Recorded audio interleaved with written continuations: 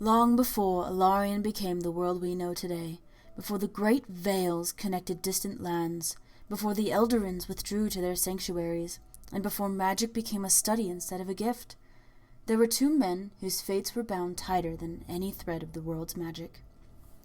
One was named Corvel, born of one of Eldarion's high houses, a prince in title, but a never in pride. His bloodline was old, his heritage sacred, threadborn, descended from those who could command the very threads that wove the world. From the moment he could speak, he was groomed not just to rule, but to reshape what he ruled. He was brilliant, elegant, and dangerous. His power flared bright, controlled only by sheer will and centuries of discipline. His body was etched with living veins of magic, glowing red-orange threads that pulsed beneath his skin, reacting to his emotions, his ambitions, and eventually his wrath. But the world gave him no peace. He was betrayed by kin, broken by politics, and forced to bend to the counsels of lesser men. And somewhere along the line, his vision of peace cracked. He stopped waiting for justice and started reaching for control. What he once believed in faded, replaced by a singular obsession. If no one else can protect this world, then I must rule it. Across the sea, another rose to meet him. Aelthir, a Valerian warrior, the son of a soldier and a hunter. He was forged in blood rather than legacy. He had no noble name, no divine blood, no titles. But in the wild, brutal lands of the Ever region, strength spoke louder than lineage. By his 20s, he had already led a rebellion. By 30, he was called the Stone-born General, a man who could not be moved, could not be broken, and would not be outmatched. He earned everything he had. His body bore the proof, scars, broken bones, and inked symbols of battles he survived. Over his heart, a duel mark, two serpents locked in eternal struggle, blades crossing between them. It was more than decoration, it was a vow.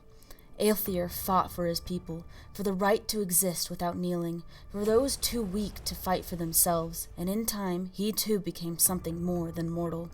When Eldarion's armies marched east and Valerion's banners rose to meet them, the Evers feared what would come, so they proposed a solution.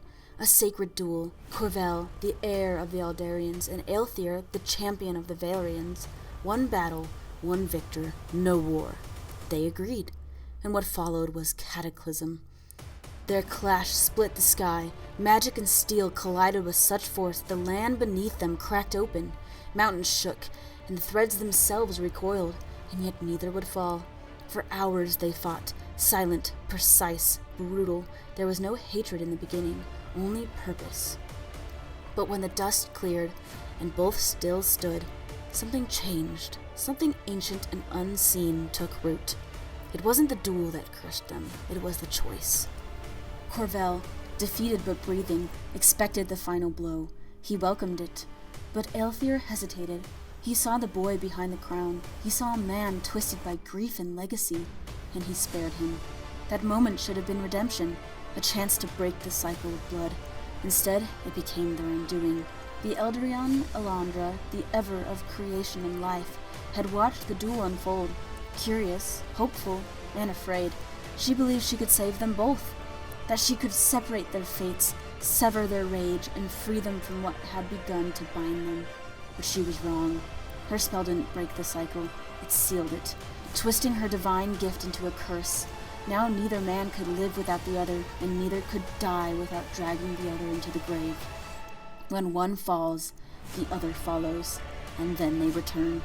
Time passes, centuries blur, kingdoms rise and fall, but they remain, reincarnated again and again, always drawn to one another like opposing magnets, and each new life different, but the hatred always finds its way back, like an echo too deep to silence. Some lives they meet as strangers, others as allies. Sometimes they fight for the same cause, sometimes they fall in love with the same people, but it always ends the same way, a duel, a death, and the curse restarting. The world has forgotten their names. Even the Evers no longer speak of them. Only Elandra remembers, and she hides her shame in silence, pretending the curse never happened, pretending the two men still don't roam the earth. Locked in war no longer.